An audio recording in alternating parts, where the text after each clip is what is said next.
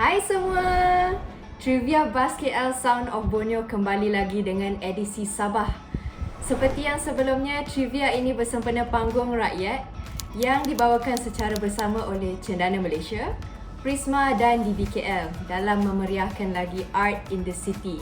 Baiklah, kali ini anda bersama saya Nabila, dan bagi merebut tahta dari episod yang lepas, kami bawakan kembali 3 orang peserta iaitu Maria, Sofia dan Syahril. Kita uji pula mereka tahu tak tentang Sound of Borneo Sabah. Anda yang berada di rumah boleh turut menjawab bersama kami. Jadi jom kita mulakan. Soalan yang pertama.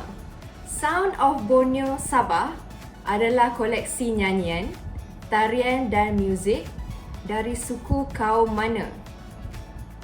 Saya. Okey, Maria. A. Rungus. Salah.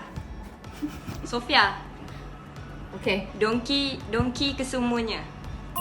Okey, betul. Semua di atas.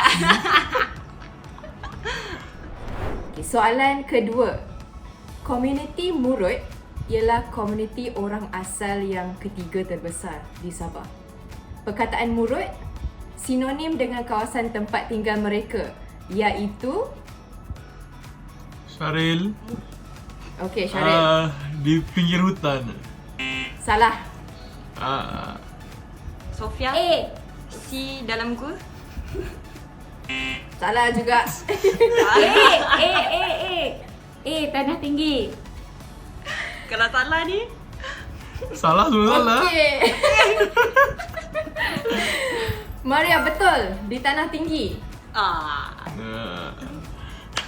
Soalan yang ketiga. Nyanyian puitis yang dipanggil Mongondi merupakan simbol kepada rasa apa? Sofia, Okey, Sofia. syukur. Betul, Betulnya. Sofia. Ya.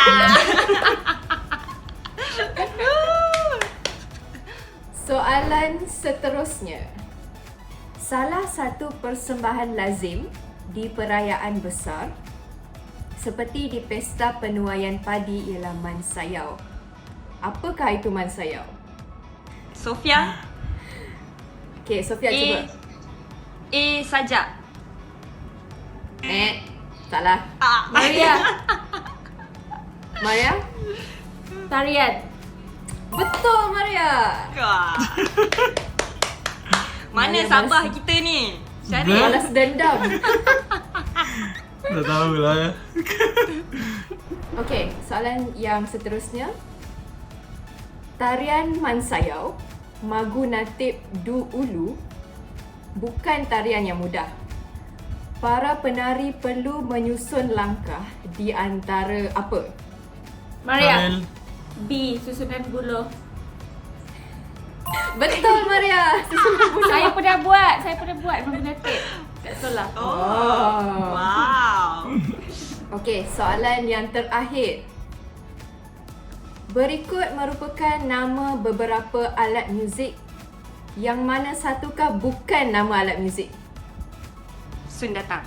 Sundatang. Salah. Maria. Aduh, menang dah. Tinggal 2 je lagi. Menang lah ni. Okey, Maria. B. Sompoton. Tak ada pemenang kali ni. Salah lah. Salah. Jawapannya di Anggalang. Sompoton paling obvious. Sompoton memang ada. Sepotong memang ni ada muzik. Anggalan tu apa Okey. Nabila? Anggalang merupakan sejenis tarian meraihkan pahlawan. Oh. Tibalah masa penentuan. Okey, kalau trivia yang lepas pemenangnya adalah Syahril.